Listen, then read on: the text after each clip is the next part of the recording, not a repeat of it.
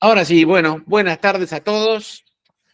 Espero que todos se encuentren muy bien. Me llamo Diego Escobar, director de BEA Consultores y administrador de COSEPA, la Comunidad de Seguridad Patrimonial de América Latina. Les doy a todos ustedes la bienvenida. Estamos hoy muy felices de tener a un amigo dentro de nuestras líneas para poder estar con nosotros. Para los que no nos conocen, COSEPA es una comunidad de seguridad donde en grupos de WhatsApp tenemos cada grupo, cada país tiene un grupo y todos forman una comunidad donde intercambiamos ideas y ponemos información. En la página web pueden encontrar información como libros, los eventos, foros, compartimos blogs y bueno, ahí estamos todos conectados. Los que se quieran sumar lo pueden hacer de la siguiente manera. Entran a la página web cosepa.org y ahí en la primera hoja ya van a encontrar los links para animarse, para ingresar a los grupos. Así que bueno, aprovecho para darle la bienvenida a todos ustedes. Y hoy estamos muy felices, tenemos un amigo que lo vamos a intercambiar opiniones, vamos a conocerlo, vamos a conocer lo que hace. Es lo que hacemos nosotros en estos 30 minutos, así lo llamamos, 30 minutos con el profesional de seguridad. En este caso tenemos a Germán Sánchez. Germán Sánchez, hemos conversado mucho de lo que estamos comentando recién, es la primera vez que lo vamos a hacer con público. Tenemos una amistad, no nos conocemos personalmente, pero bueno, el hecho de haber sido los dos de la ex fuerza, los dos de trabajar en forma independiente, los dos tenemos muchas cosas en común, también manejamos el tema de las redes y nos esforzamos mucho en complacer las necesidades de los clientes, entonces tenemos muchas cosas en común. Así que, mi amigo, te doy la bienvenida. Bienvenido a COSEPA. Muchas gracias. De hecho, ahora me estaba dando cuenta de que no había cambiado mi nombre, lo voy a dejar, no sé si se puedo cambiar mi nombre. No hay problema. Con el correo, pues ya, lo veo ahí la empresa, perdón. Pero bueno, muchas gracias por la invitación. La verdad es que al final es de esos sitios donde cuando te invitan, pues te haces grande, ¿no? En el sentido de, hostia, me ha invitado el Diego. Entonces, muchísimas gracias por la invitación y un gusto. Igual de lo de siempre, ¿no? Hablar contigo, sea con público o sin público. Muchas Bueno, muy gracias. bien. Bienvenido entonces. Vamos a como hacemos nosotros comenzamos, en realidad son 30 minutos que se van a ir ahora. Ya le estamos comentando a los colegas que cuando sean las 5 de la tarde del DF, 6 de la tarde aquí en Cancún y en los respectivos países, la hora que sea, o sea, dentro de una hora vamos a dar por terminado esto, porque a veces se nos va de largo. Y bueno, lo que pasa es que sí a veces se pone interesante y esta vez lo comento antes porque sí sé que se va a poner interesante. Contanos, amigo, contamos desde tus inicios en el tema de seguridad, o antes, desde que terminaste de estudiar, o cómo. Sabemos todos que nadie en la infancia juega a ser guardia de seguridad, ¿no? O sea, nadie quiere trabajar en seguridad, pero todos terminamos y los que estamos en seguridad, no es full time, sino full life, estamos todos contentos. ¿Cómo comenzaste con todo esto, amigo? Bueno, yo el tema de la seguridad, si me remonto a los albores de la historia, pues era porque cuando yo era pequeño yo decía que quería ser astronauta, ¿no? Entonces, siempre decían que para ser astronauta tenías que ser militar. Entonces, mis padres, que los dos han trabajado para el Ministerio de Defensa y desde 1753 hay generación de militares en la familia, pues a mí no me asustaba el hecho de tener que ir al servicio militar obligatorio, que antiguamente en España lo había. Y eso se terminó en el 96, yo siendo muy pequeño todavía.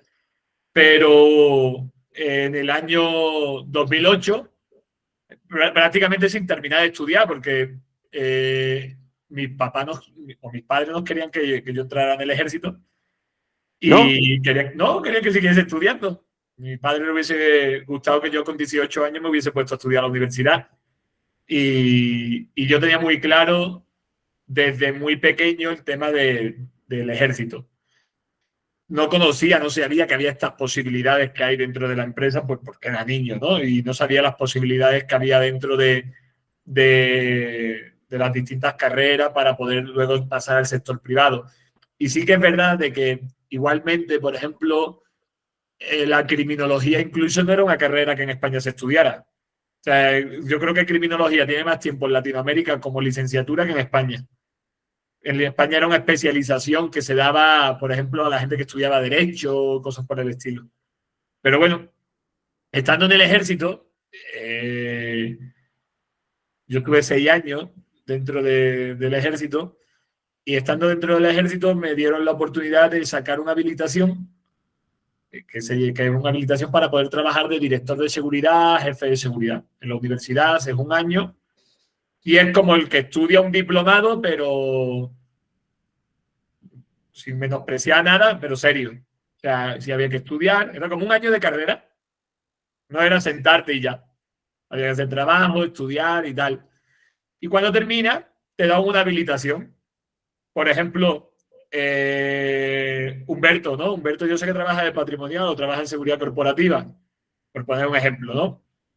En España, si Humberto no tiene esa tarjetita, no puede trabajar. Y si no eres jefe de seguridad, no puedes trabajar en empresas de seguridad privada, como mando operativo. Y si no eres vigilante, pues no puedes trabajar como guardia.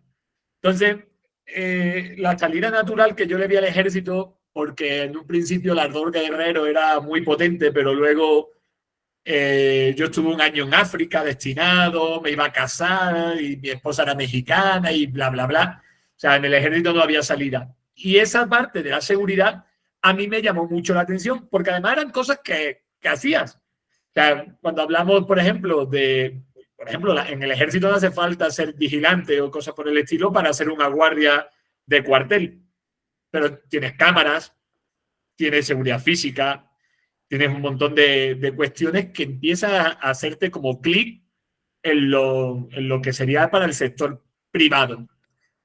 Y aún así nunca dejas de estudiar, ¿no? Me he dicho, cuando terminaste de estudiar, ¿qué hiciste? Pues no, realmente yo sigo estudiando. Realmente es una cosa que es diario. Pero bueno, por no hacer esto muy largo, a mí lo que más me interesó dentro de todas las posibilidades que había, que es más o menos de lo que vamos a hablar creo que hoy, lo que más me interesó era el tema de la inteligencia.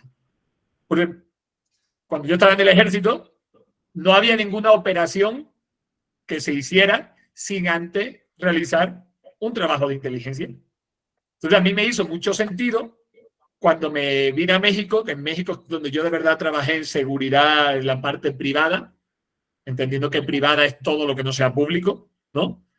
Y me di cuenta de que como que las cosas iban un poquito a lo que saliera. Al yo creo, yo pienso, yo siento, ¿no? Y ahí es donde yo vi un nicho de mercado o una oportunidad muy buena para destacar. Para destacar en algo de que no estuviese haciendo muchas personas o que mucha gente no entendiera muy bien cómo había que hacer. Y como yo estudié ciencias políticas y tuve un profesor que, si alguna vez escucha esto, Gustavo Díaz Matei, que siempre nos hablaba de la inteligencia también y cómo, por ejemplo, no solamente se usa para preparar operaciones de seguridad, sino, por ejemplo, operaciones de seguridad ya establecidas, ¿no? In situ, me refiero. Sino que, por ejemplo, cuando una empresa viene a México, pues tiene que hacer un estudio de Pestel, ¿no? Pero aplicando inteligencia, no es solamente los riesgos a los que te enfrentas, sino en general. Entonces, este tipo de cuestiones en materia de inteligencia son valga la redundancia, cuestiones que están muy poco exploradas, cuestiones que no hay una gran variedad de formación, ni siquiera, y que la formación que hay no es la mejor.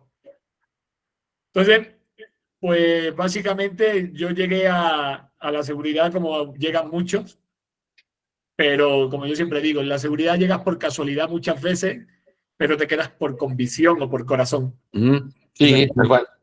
Pues ya te quedas aquí, ¿no? Y es un sitio pues, bastante interesante para desarrollarte profesionalmente, o sea, de forma independiente, ¿no? Que la mayoría de gente, perdón que me esté extendiendo con eso, pero la mayoría de gente lo que busca es un trabajito, su sueldo. Está bien, ¿eh? Yo no digo que no. Trabajito, su sueldo, sus horas, y porque no saben, en muchos casos, esto lo hablaba con un amigo, porque mucha gente no sabe cómo darle forma a lo que él sabe, a lo que él es y a lo que él hace en el sector o de forma independiente. Y la verdad es que en México, y yo que vengo de fuera, y tú también, pero yo que vengo de fuera, de México, para mí, cuando me preguntan en España, oye, ¿México no te da miedo? Y digo, no, México, lo único que me da miedo es que me atropelle un coche. Y el trabajo en México, pues México es un diamante en bruto. En México solamente hay que picar tantito la roca para que brille. Cosa que en Europa es mucho más difícil porque ya está más como más cuarteado el diamante, por decirlo de alguna forma. Coincidimos plenamente, amigo. Eso que dices tú de México, que es un diamante en bruto, es totalmente de acuerdo. De hecho, nosotros que somos inmigrantes aquí en este país sí lo notamos, ¿verdad? Bueno, voy un poco más atrás, porque estoy viendo que eres una persona súper valiente, amigo, porque cambiar esas profesiones, de ser militar, ¿cómo fue tu cambio de ser familia militar, ser militar, y de repente decirle a tu familia, a todo tu entorno, todo, oiga, me voy, permiso, y arrancas para otro camino? ¿Cómo fue eso? Porque a mí me pasó, y justo en la entrevista que me hicieron hace poco también de VIP, de VIP On Air, me preguntaron exactamente lo mismo. ¿Cómo? Y la verdad que sí, me gustaría saber tu opinión. ¿Cómo fue tu cambio de ser militar, con familia militar, que yo pasé por eso? ¿Cómo fue tu cambio para ser civil? No fue no fue tan duro por parte de la familia porque, bueno, no era lo que se espera, no era lo que querían en principio, ¿no? Claro. Pero para mí fue un cambio muy brusco en el sentido de que prácticamente tardé como unos 5 o 6 años en que mi mentalidad cambiara, a que fuera Sí. otra cosa. Se demora, sí. De hecho, yo sigo soñando en el ejército. Sí, o sea, yo mi también. esposa me ha dicho que algunas veces por la noche soñando cosas por el estilo. Sí, tal cual. Porque si vive, o sea, es cambiar totalmente tu forma de vivir y de hacer y de rutina. Y sí que es verdad que el cambio es muy drástico. No sé si decir que a mejor o a peor, porque no puedes mirar, no puedes comparar lo uno con lo otro, son las gallinas que entran por las que salen, pero sí que es verdad que es un cambio bastante complicado y que en principio incluso yo me atrevería a decir que no se lo desearía a nadie, porque es que rompes lo que tú eres. O sea, tienes que cambiar todo lo que tú llevas haciendo durante 6 años. Y la configuración mental en el ejército no es la misma configuración mental que puedes tener en una empresa, en la universidad o en el colegio. Claro. O sea, la forma de vivir las cosas son totalmente distintas a cómo se viven cuando ya eres civil, ¿no? Sí. Siguiendo con tus cambios. Porque después me dijiste que estuviste en África, que tuvo una experiencia también, me imagino. Y luego te viniste a México. ¿Por qué México? Primero, ¿por qué México? Y contame qué sentís con ese porque viniste a trabajar. Primero, tu trabajo aquí en México fue una empresa de seguridad, ¿cierto? Correcto. ¿Cómo fue esa transición? Porque estás cañón. Y después, déjame terminar. ¿Cómo fue el tema de pasar de España a África, de África a México, de México en una empresa privada y después como emprendedor? Porque pasar de la privada a ser emprendedor es un cambio que para mí fue el más importante que he tenido, y yo creo que tú también. ¿Cómo fue esos cambios y por qué razón? Bueno, yo en África estuve porque me tocó destinado, pero es una ciudad española que está en barco a 8 horas de Málaga. Es la ciudad del norte de África española que más lejos está de la península. Pero bueno, ves como si vives en Marruecos. El 45% de la población que vive es musulmana y todos los días entraban y salían un montón de musulmanes. Igualmente saltaban la valla los subsaharianos, ¿no? Para que me entendáis, pues, la gente de Nigeria, Mali, Benin y todos estos países. Pero yo antes de venirme a México, yo salí del ejército y estuve terminando mi carrera en España y mi esposa, que es mexicana, yo ya había venido a México. Entonces, yo llevo viniendo a México desde 2013, pero desde 2017 ya establecido en México.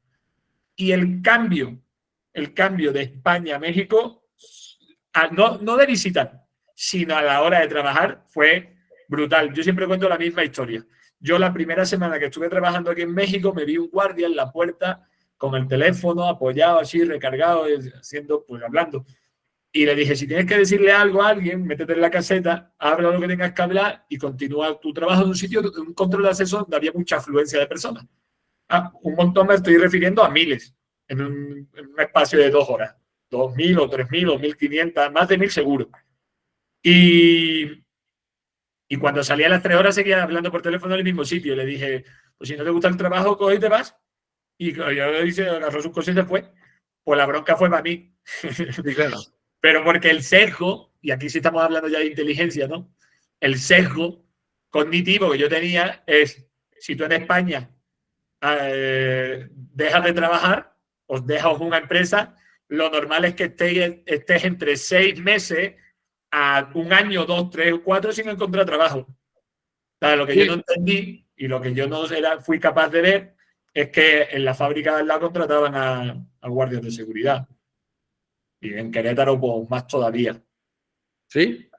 El tema del sesgo cognitivo juega muy en contra de lo que nosotros hacemos en nuestro día. Lo que yo creo no quiere decir que sea lo correcto. Yo venía de vivir en España y cuando me veo la realidad laboral mexicana, realmente a mí me asombra mucho. Y luego que he tenido clientes de Colombia, de Ecuador, de Perú y de Chile, pues también lo he visto. O sea, México a lo mejor estoy más curado de espanto porque vivo aquí, porque lo he visto más. Pero es algo que el tema de esa volatilidad en los trabajos y demás es una enfermedad muy fuerte en América Latina. O sea, Sí. la gente en España, por ejemplo, es mucho más constante. O sea, encuentra un trabajo y está mínimo 3, 4 años ahí, a no ser que le hayan hecho una putada o una cosa por el estilo, ¿no? Sí, tal cual. Sí, sí, hay que cuidar más el trabajo, cuidar la chamba. Exacto. A nosotros, los uruguayos, no pasa eso porque ahí Héctor no me dejará mentir, somos muy poquitos y y si no hay trabajo para todos. Entonces, donde y los rubros, por ejemplo, de seguridad no conocemos todos. Donde uno haga algo mal, un guardia que trabaje mal para una empresa de seguridad no trabaja más, no trabaja más. Claro. Entonces, sí, hay que cuidarlo más. Ahora, claro, los países grandes como estos, evidentemente puede pasar lo contrario. Amigo, ahora sí entrando un poco en tema, contanos, para aquellos colegas que nos están acompañando en el día de hoy, que son responsables de seguridad o están comenzando a ser responsables de seguridad, ¿qué tanto influye o a tu entender o cuál es la importancia de la inteligencia en una compañía? Claro que cuando la gente está obsesionada, y esto lo podéis ver en una charla de esas del TED, ¿no? TEDx y demás, si buscáis a Marcos Izquierdo, Francisco Ajá. Javier Marcos Izquierdo, que ahora es general de división de la Unidad Militar de Emergencia, fue mi jefe cuando era teniente coronel en el batallón de helicópteros de transporte número 5. Y es una frase que además dice en la conferencia, pero que lo decía siempre. Decía, ¿qué tanto nos han... o estamos totalmente preparados, nos enseñan continuamente a gestionar riesgo, pero qué poco sabemos gestionar la incertidumbre? Y la inteligencia va de eso.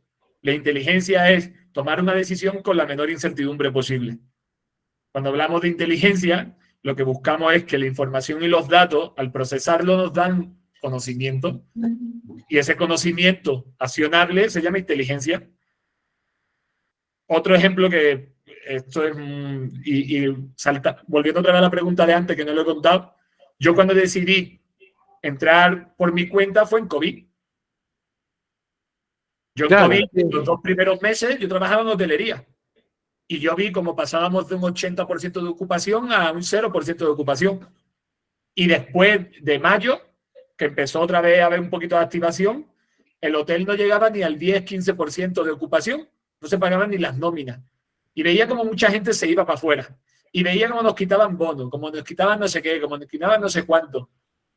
Y no es porque la empresa fuese mala, de hecho era una muy buena empresa. Pero yo me di cuenta de que yo no quería depender de eso. Y gestionando la información de decir, hostia, es que viene otro virus o hay un terremoto aquí, se cae el hotel y me quedo sin trabajo.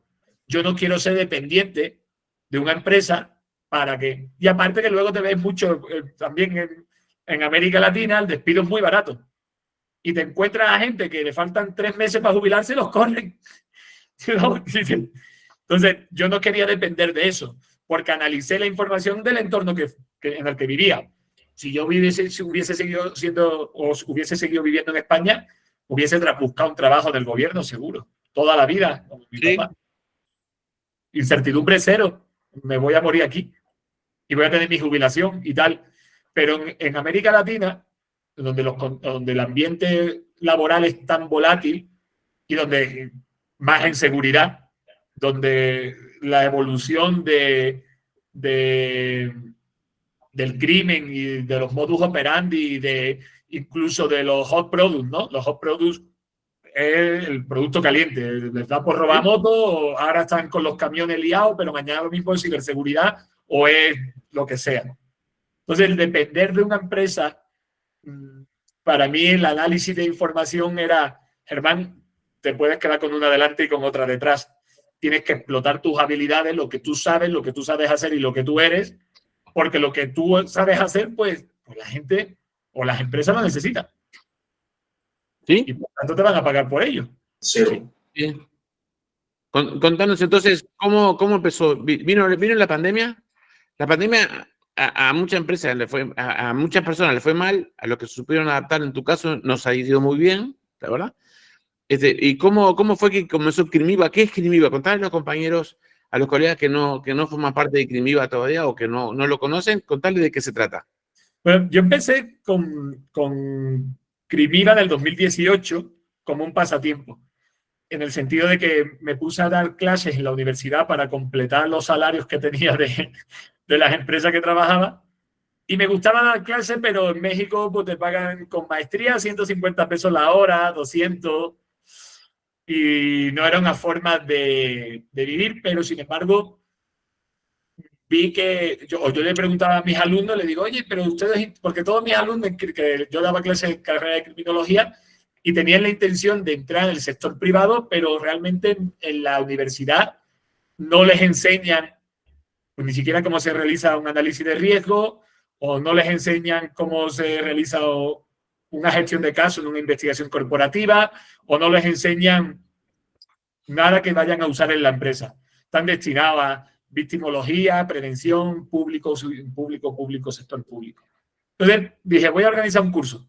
Organizé un curso y me fue muy bien. Y de vez en cuando y esporádicamente usaba Crimiva como eso, como un pasatiempo, como una diversión. Organizaba un curso y tal. Antes de la pandemia, organicé un curso en línea y la reventé. Entonces, también eso me hizo en la balanza de cuando llegó la pandemia, de toda la información. Yo trabajaba para un hotel que era una concesión de Marriott y desde Marriott mandaban correos. China está la gente que encerrada. Ahora han pasado a Tailandia, ahora a Arabia, ahora a Italia, ahora a España y los siguientes somos nosotros. Entonces, me puse a hacer unos cuantos cursos y capitalicé bien. La verdad es que la estela ha sido esa. O sea, la facturación, yo no diría que una regla 20-80, 80-20, no diría que una regla de Pareto, pero la gran mayoría de facturación, que más del 50% de mi facturación todavía sigue siendo formación. Sigue siendo formación y la otra parte ha sido mucho de consultoría, de ayudar a algunas empresas a gestionar su unidad de inteligencia, porque no saben exactamente muy bien cómo integrarla dentro del departamento de seguridad o si ni siquiera integrarla dentro del departamento de seguridad. Y que es válido, ¿eh? Sí, claro. Es válido, es mucho más flexible no integrarla dentro del departamento de seguridad porque va a responder a otras cuestiones, como por ejemplo riesgo financiero, como por ejemplo, bueno, ahora, ¿no? Ahora que han sido las elecciones en México, el peso estaba en 16 y pico, 17 y subió. Bien. La unidad de inteligencia tiene que ser capaz también de prever esos riesgos. Oye, que estamos vendiendo en pesos y el peso se va para abajo, ¿eh? En comparación con el dólar. ¿Se estabilizará? No digo ni que sí ni que no, me da igual ahora. Pero sí que es verdad de que el tener una unidad de inteligencia dentro de una empresa con profesionales que conozcan de riesgos, no solamente de riesgos delictivos, riesgos de todas las clases posibles, financiero, político, social, económico, tecnológico. Ahora estamos locos también con lo de la inteligencia artificial, ¿no? O sea, que puedas prevenir este tipo de cuestiones al que toma la decisión, que normalmente es el dueño de la empresa, o el consejo de administración o lo que sea, le da mucho poder a la empresa para poder pivotar en caso de que haya, en caso de que detecten que se puede materializar un riesgo corporativo. Y bueno, dentro del Departamento de Seguridad tiene mucha menos flexibilidad, pero responde más a lo que en el sector estamos más acostumbrados a hacer. Es decir, oye, ¿sabes qué? Ahí en la fábrica o en el parque industrial donde estamos se están robando las llantas de los camiones. Ah, pues entonces nosotros tenemos que poner, Muy bien. pero va por información. ¿Y cómo logras o cómo recomiendas integrar la unidad de inteligencia en una compañía? Quedó claro que puede ser dentro o fuera, pero según la compañía, ¿cómo dice que debería estar integrada o cómo vender la idea? Porque hay veces que tampoco, a mí me pasó que cuando entré aquí a trabajar como gerente de seguridad de una compañía, no había la parte de inteligencia. Entonces yo tenía que vender la idea, contratar a alguien de mi nivel, pero de inteligencia. ¿Cómo recomiendas eso? Bueno, no hay ninguna fórmula mágica, dependiendo de la empresa, como mejor esté o como mejor se adapten ellos. O sea, no es como que a una le va a funcionar una fórmula y a todas le va a funcionar la misma. No.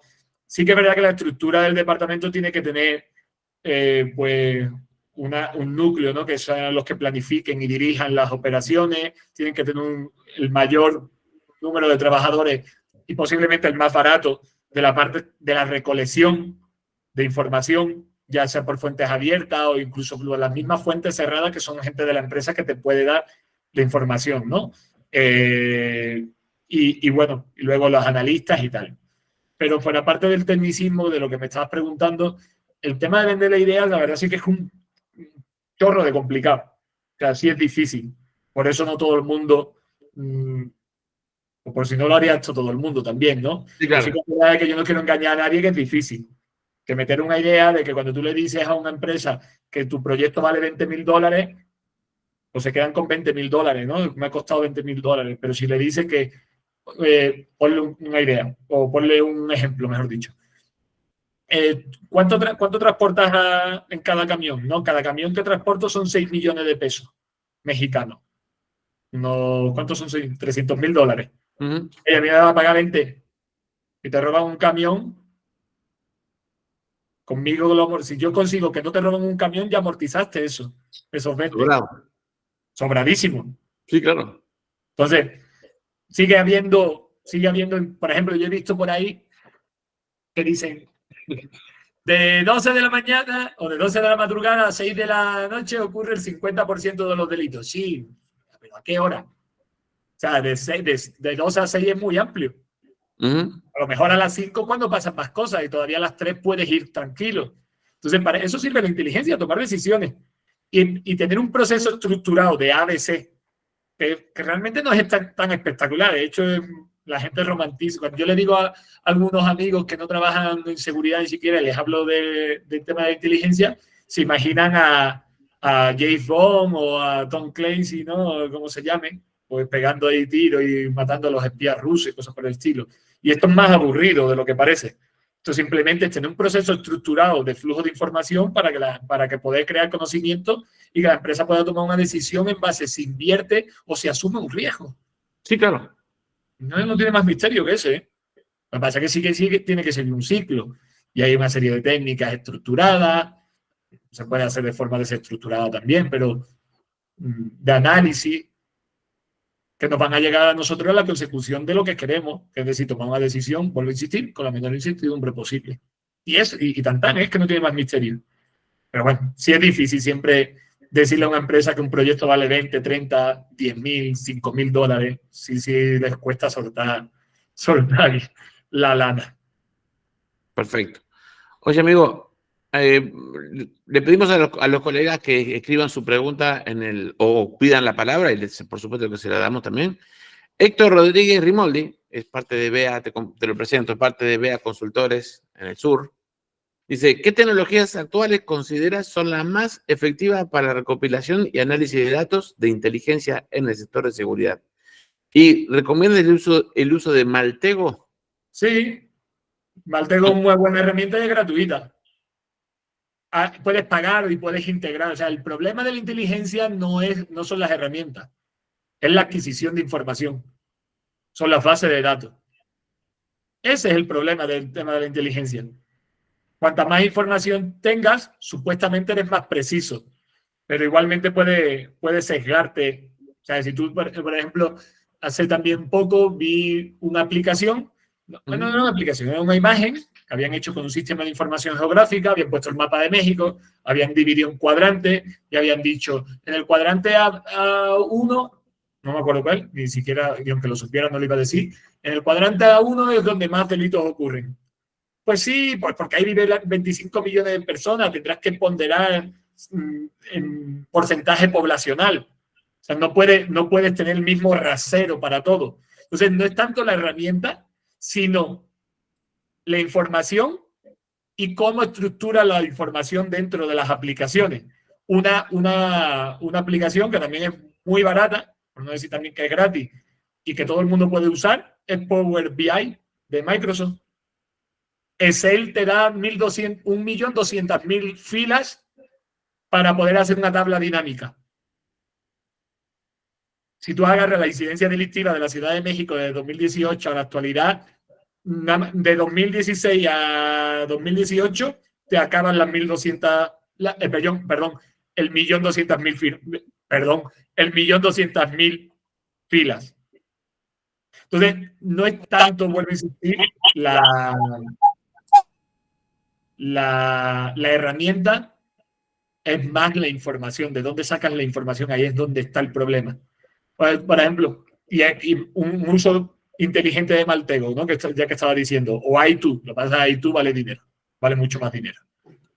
Si tú haces una investigación corporativa sobre robo hormiga, ¿no? Pues tú con Maltego puedes hacer una matriz de asociación. Más que una matriz de asociación, no puedes hacer una red de vínculos que te pongan el foco más o menos por dónde tirar en la investigación. Pero Maltego no te resuelve nada. Maltego no es magia. Sí, o sea, claro. poner tu mano dentro del análisis de inteligencia, que esa es otra cosa interesante, que todo el mundo está, y perdón por la expresión, pero todo el mundo está cagado con que la inteligencia artificial va a quitar muchos trabajos. Sí, va a quitar muchos trabajos, pero en inteligencia, mientras que la inteligencia artificial no pueda inducir y abducir en la forma de pensar, no es un riesgo para el ser humano. La inteligencia artificial solamente sabe deducir, pero no sabe inducir y abducir. Y ahí es donde hay un buen nicho también para que transicionemos hacia especializaciones donde el humano sea fundamental, donde la inteligencia artificial tenga un montón de problemas por ahora para poder realizar ese trabajo. Un guardia de seguridad lo sustituye con una máquina. Ya. Amigo, siempre que hablamos de inteligencia, estamos hablando de obtener información. Eso es de lo que pasó, analizarlo para poder predecir de una forma lo que va a pasar. Tú sabes que yo me dedico al tema de la digitalización de procesos. El principal objetivo del producto que yo vendo, que se llama Secusoft, es poder darle información a los directores de todo lo que se recaba o se reporta, en vez de hacerlo en papel, hacerlo en formato digital. ¿Estamos de acuerdo, no? Entonces ahí se obtiene, por ejemplo, del informe de incidentes, cada uno de los datos que se carga en el informe de incidentes se saca gráfico, estadística. Eso es lo que hacemos nosotros, ¿verdad? Y lo damos listo para funcionar. ¿Qué me está pasando? Me está yendo muy bien, afortunadamente, pero hay muchos colegas que no le dan la importancia a este tema. Y por otro lado, hay colegas que sí lo contratan, pero no lo usan. ¿Por qué piensas que puede pasar esto? Desde el punto de vista del uso de la información.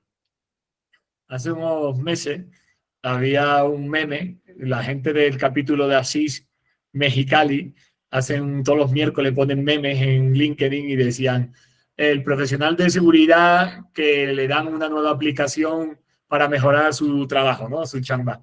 Y salía el profesional de seguridad. Tengo mucho trabajo como para aprender a hacer esto o algo así, ¿no? Si tú no te organizas tu tiempo, nunca te va a dar. O sea, todo el mundo dice, hay gente que dice, yo no tengo tiempo. Sí tienes tiempo. Todo el mundo tenemos tiempo a aprender, todo el mundo tenemos tiempo a, si de verdad nos interesa, sacamos. Lo que tú vendes, para mí es una herramienta o es una herramienta muy poderosa porque te ayuda a organizar aquello que te costaría mucho tener en un Excel, por ejemplo. Porque lo que tú dices, ¿no? Si a mí me ayuda a ver que la tendencia y la incidencia dentro de mi organización va para arriba o va para abajo, yo puedo tomar una decisión. Sí, claro. Porque no tengo incertidumbre. O sea, si veo que va para abajo, peor de eso ya no puedo estar a lo mejor. Tomo una decisión con un índice de riesgo a lo mejor alto, pero que puede hacer que esa medida correctiva, la tendencia de la gráfica, empiece a volver a subir. Por eso digo que esto no es tan romántico, ni tan bonito, ni tan espectacular. Esto es un tema de datos, es un tema de información, o sea, de números, de ABC. No es tan espectacular. Fíjate que... Perdón, no, pensé que habías terminado. Termina el concepto. No, pero el tema de la persona que contrata una herramienta para no usarla, no se dedica al baloncesto, no sé. Sí, bueno. Y por otro lado, hay muchísimas empresas de seguridad que no usan este tipo de información como un factor de diferenciación, como un factor de venta, como un factor de un buen servicio. Eso es otra realidad. Y que no lo usen, muchas veces a nosotros nos pasa de que los usuarios es una herramienta que te deja en evidencia, ¿no? Si uno de los módulos es supervisión efectiva para ver dónde están los supervisores y qué es lo que tienen que hacer el checklist en cada uno de los clientes, lógicamente a los supervisores no les sirve tenerlo, ¿verdad? Pero en fin, es muy buena información siempre y en cuando haya alguien del otro lado que esté controlando y usando la información que arroja. Lo mismo el caso de la información. Un responsable de seguridad que puede ver en todas sus unidades de negocio cuántos incidentes graves o de alta repetición hubieron por unidad de negocio y a su vez dentro de cada unidad de negocio por cada área. Puede determinar que, por ejemplo, en los depósitos en las noches de a fin de mes hay un robo. Entonces ahí hay que tomar decisiones. Claro. Ahora, al finalizar todo esto, les voy a pasar un videito de la plataforma para que la tengan en cuenta. Es que, sí. Perdón, Diego, una cosita súper rápida de lo que estás diciendo. Al final, las empresas de seguridad también tienen el problema de que tampoco saben venderse, en el sentido de que están compitiendo por precio y se están ajustando al que el de seguridad corporativa, pues yo siempre digo una cosa, siempre, y se lo digo sobre todo a la gente que trabaja en seguridad corporativa. Tú no puedes tener un Ferrari al precio de un bochito, con todo respeto a los bochitos. Si tú quieres un Ferrari o quieres un BMW o yo qué sé, pues tendrás que meterle billetes. Y cuando tú le metes billetes, tienes la capacidad de exigirle a la empresa de seguridad que mejoren sus procesos. Y la empresa de seguridad tomará la decisión seguramente de contratar una serie de herramientas que le hagan la vida más fácil. Porque no tienen que ir a las carreras, tienen que ir a dar soluciones. Por supuesto. Y ahí es donde hay que partir el paradigma de todo esto, en estas dinámicas. Muy bien. Estimado Diego, ¿podría comentar nuevamente? Sí, ahora la comentamos. Vamos a pasar un videito para que vean cómo funciona. ¿Algún otro? Nosotros utilizamos el I2 o el I2 también para análisis de datos. Muy bien. ¿Alguno te pregunta, colegas? Aprovechando que tenemos a este experto en el tema de inteligencia.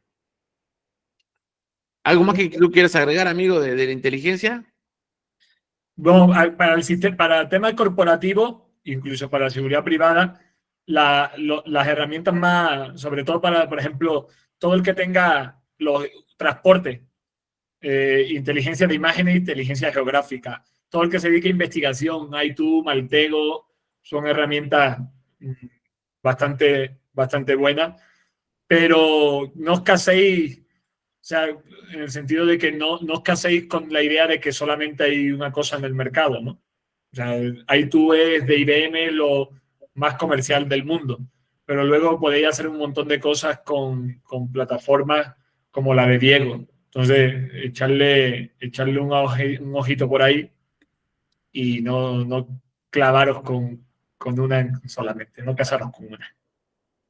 Sí, acá hay una compañera que está preguntando, para que me salí porque fui a checar, bibliografía, por favor. Yo voy a poner acá ahora tú vas pensando, amigo, en la bibliografía para recomendarnos, pero acá estoy poniendo cosepa.org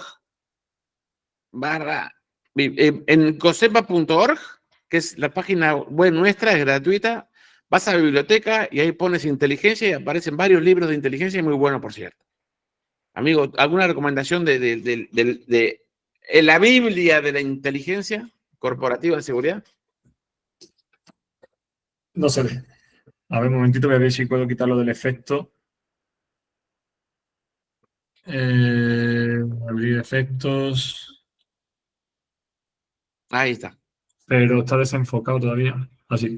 Ahí está. Esto no es para la creación de unidades de inteligencia, pero este libro hasta hace muy poco no lo vendían en México. Se llama Técnica Analítica Estructurada para el Análisis de Inteligencia. Esto no es para crear unidades de inteligencia. Yo la fórmula que... A ver qué libro podéis usar que sea así bueno y actual. La verdad es que no se me ocurre ninguno nuevo y actual que merezca la pena. Pero es que hay muy poca bibliografía. Si no, lo que puedo hacer es que, y tampoco quiero decir, o sea, no lo tomé largalo, amigo, largalo. la que yo uso. Estamos entre amigos, estamos todos entre amigos. No, eso es como la salsa de tomate de las pizzas. Eso no se dice. Yo voy a decir una serie de libros, pero no voy a decir con el que yo más me referencio, pero voy a decir con algunos que me apoyo. Autores que podáis referenciar para temas, por ejemplo, de inteligencia geográfica, Laura Bozmediano, que trabaja en la Universidad de Texas, Rosmos, que podáis también, a lo mejor, por ahí, empresas que podáis hacer referencia a Kroll. Prosegur tiene una unidad de inteligencia muy buena también, con José María Blanco, no me acuerdo uno de sus apellidos. ¿Qué más? Y no lo tengo aquí, ese sí lo voy a decir. Hay un autor mexicano, que tengo el librito ahí, dejadme un segundito que lo voy a enseñar a la portada para que lo busquéis. Tengo una publicación de Dinacipe, que con este empecé yo, y la verdad sí me dio, esto sí. Ahí se ve. Me dio muy buen resultado. Como si, no sé si es que es por el enfoque. Ahora, ahí. Se llama La inteligencia en el nuevo sistema de justicia penal. Pero... Magnolia lo tiene. ¿Cómo? Magnolia lo tiene. Ok, perfecto. Tenéis una serie de gráficos y demás. Yo sí me he referenciado mucho con este librito, que es muy cortito, tiene 100 y pico páginas. La verdad es que es muy, muy, muy bueno para saber cómo se estructura la unidad, porque es la mitad del libro más o menos. No me acuerdo cómo lo cita, pero la mitad del libro, bueno, me voy al índice. Dice, elementos estratégicos para el diseño y la implementación de una unidad de análisis de la información, que aunque esté enfocado a Fiscalía, Procuraduría de Justicia, el diseño de la unidad de inteligencia, la capacitación para la unidad, pues son extrapolables al sector privado sin ningún problema. Perfecto. Muy bien. Nos queda 10 minutitos. Vamos a darle la palabra a Raúl Castillo. Que va a Castillo. Raúl Castillo. Castillo, en uruguayo se dice Castillo. Raúl.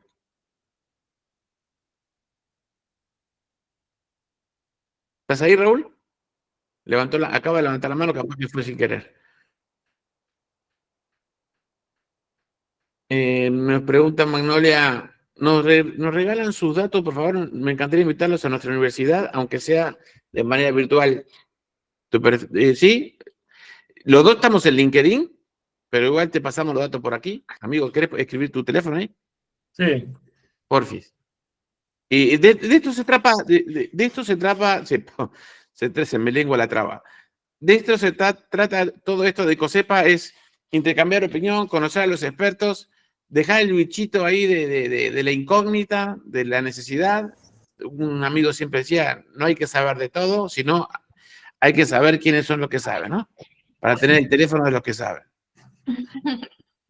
Así es. Pero también hay otro dicho que dice lo que sea, pero el mejor. Y Claro. tú, yo me excluyo, ¿eh? Yo me excluyo, pero tú de lo que has traído por aquí, por ahora, Canela, ¿no? El otro día que estaba viendo otra vez el de Álvar, también ese me gustó muchísimo. Buenísimo. No, Álvar, no, está súper.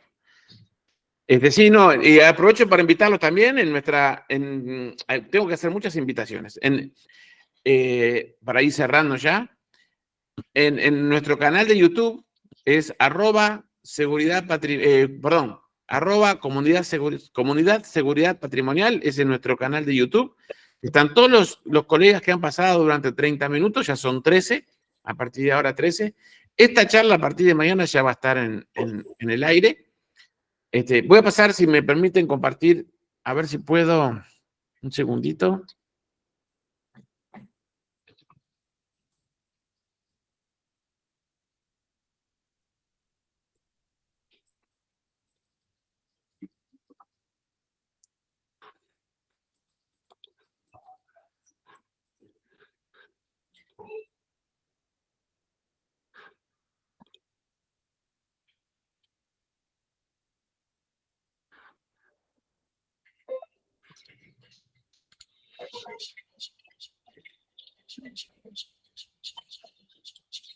¿Se escucha?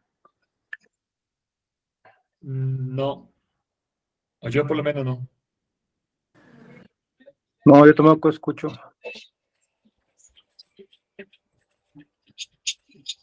No, no se escucha.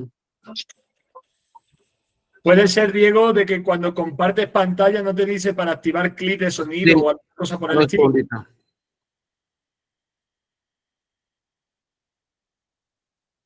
Supuestamente ya estaba.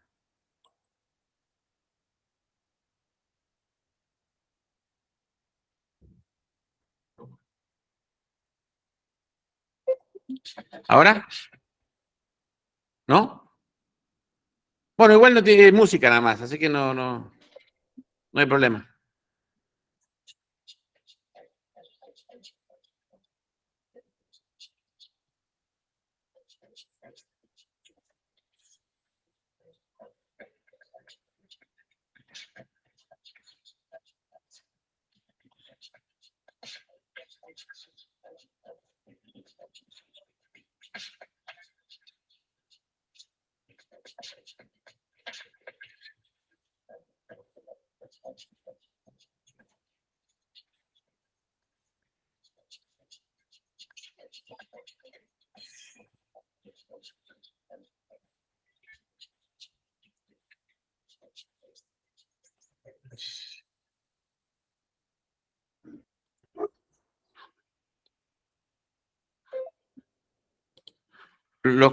A ver ahora, ¿me escuchan?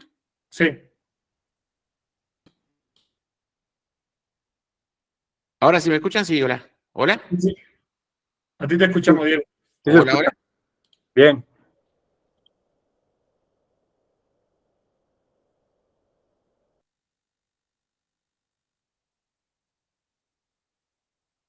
Luego también, Diego, que mientras que quitas lo de la pantalla, hay otra salida muy buena con este tema, y es que incluso lo mismo que puedes realizar con una empresa, lo puedes vender al sector público. Y sí es bastante buena opción. Yo trabajo con algunas fiscalías con policía también, aparte en este tema, igual que... ¿Me escuchas, Diego?